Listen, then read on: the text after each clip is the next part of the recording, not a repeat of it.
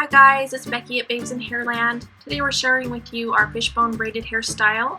And to begin with, we curled the back of her hair with our Numi wand and then just combed it out a little bit with our fingers to loosen it up. Then we've parted from the forehead to the crown and then down to the ears across the whole head there. So starting over on the left side, I just hold this off with clips while I was curling it, but you're going to divide this section now into two pieces. And so I'm parting near the temple, dividing this into a section on the bottom closer to the ear and then one up higher on the top of the head. And then just clip that top one out of the way and start working with the one by the ear.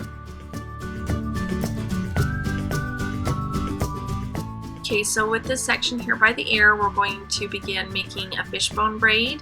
If you need help with that, I will link our tutorial on how to fishbone braid, but I will begin showing you here and then speed it up. So divide that section in half, then pull a small section from the right and pass it over, then a small section from the left and pass it over, so you're making an X pattern.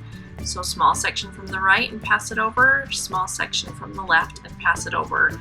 You always just have two strands of hair though, and keep it so it's making an X with that hair. So we'll speed this up, and like I said, if you need help with fishbone braid, I will link our tutorial on how to do that where you can see it up a little closer. But you're going to braid pretty much close to the end of this hair, but I have a little trick that I do because fishbones take a while. I will not braid all the way down to the end, but I will just kind of slide my hand down to the ends of the hair and leave a nice gap there between the braid and where my elastic is. And so once you secure the ends with the elastic, then you've got all this room to loosen up the braid and slide it down and pancake it a little bit. I didn't want this as tight as I had made it, so having that space at the end allows for that, and then I don't have to braid all the way down.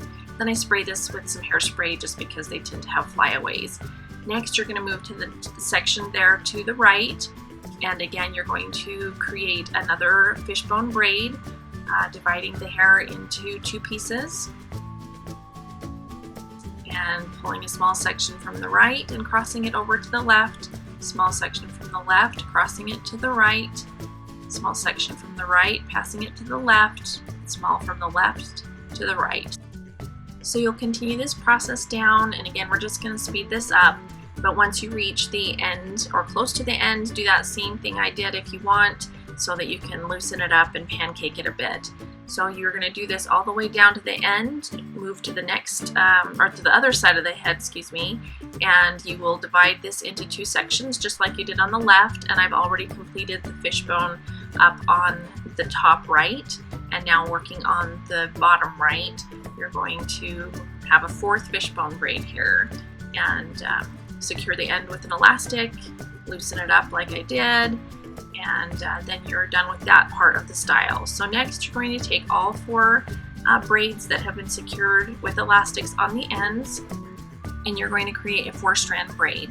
So you're going to take the left section, or the first one, pass it over the second one, under the third one, and then on the right fourth one you're going to pass it under the third one, over the second one.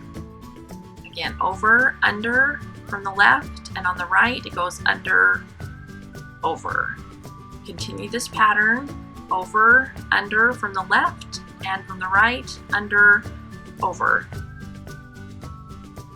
So just continue braiding down until you run out of hair to braid.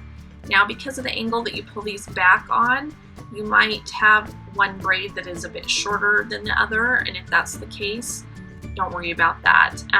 I adjusted this a little bit to widen it, but I didn't pull on things too much because I wanted it to stay tight.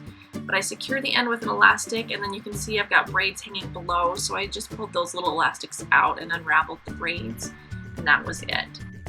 So adjust the braids as you want if you want to pancake them more, but that's all there is to this pretty style. Here are some finished pictures of the end result. We hope you like this and that you'll give it a try. Please comment and let us know what you think. And if you're looking for Valentine's Day hairstyles, stay tuned here. I've got a picture of a whole bunch of them, and I will link to all of our heart Valentine hairstyles below. So thanks, and we will see you next time.